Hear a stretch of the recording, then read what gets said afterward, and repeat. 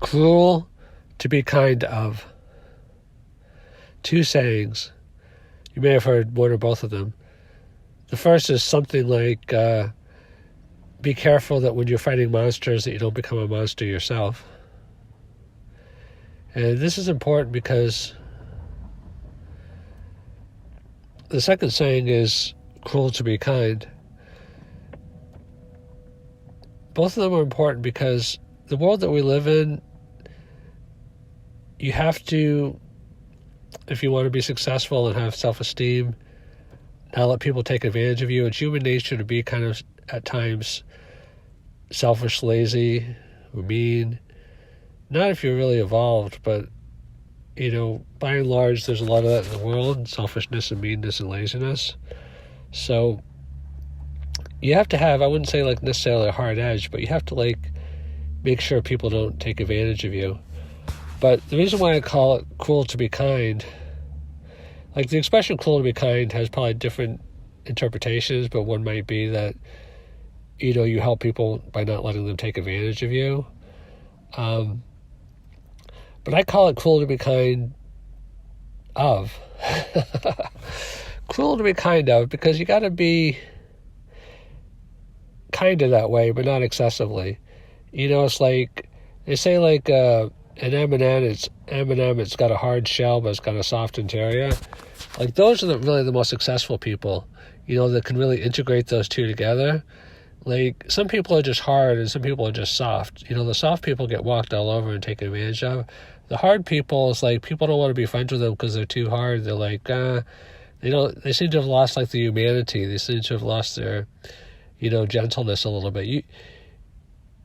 If you can be like the M&M, where you can be hard on the outside so you can take the knocks of life and keep on going, be very resilient. Resilient is probably one of the, Angela Duckworth wrote a book called Grit. Grit or resilience.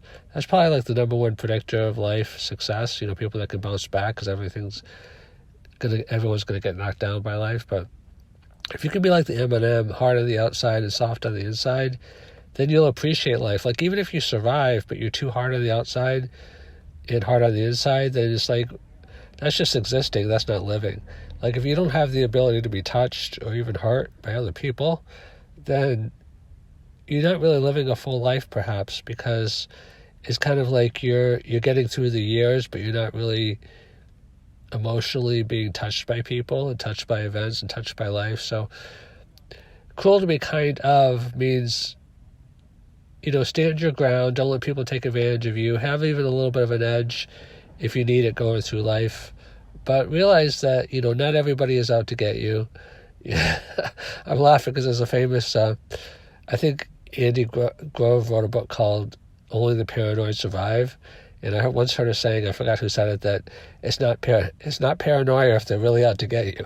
That's probably true. If they're really out to get you, it's not paranoia, but not everybody in life is out to get you. It's kind of a lot of people will meet your expectations, good and bad. I found one really powerful thing that changed my whole life around is when I heard this and I worked hard to try to integrate it, is that life is working for me, not against me. A lot of people feel like life is against them, and if you feel they say whether you believe you can or believe you can't, you're right. This podcast episode is probably just one big saying after another. I think that's the fourth or fifth saying, but it is true. Whether you think you can or whether you think you can't, you're right. It's kind of like expectations. If you think the world is out to get you, then it probably is. Because you'll be angry, you'll be defensive, and then people will be like, "Whoa, this guy's angry, defensive, or gal." Or if you're too trusting, that's not good either.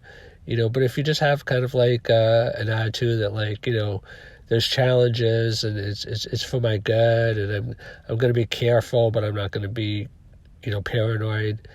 Kind of like a balance kind of thing, kind of a little hard on the outside, but a little soft on the inside. Then, kind of cruel to be kind of, sort of.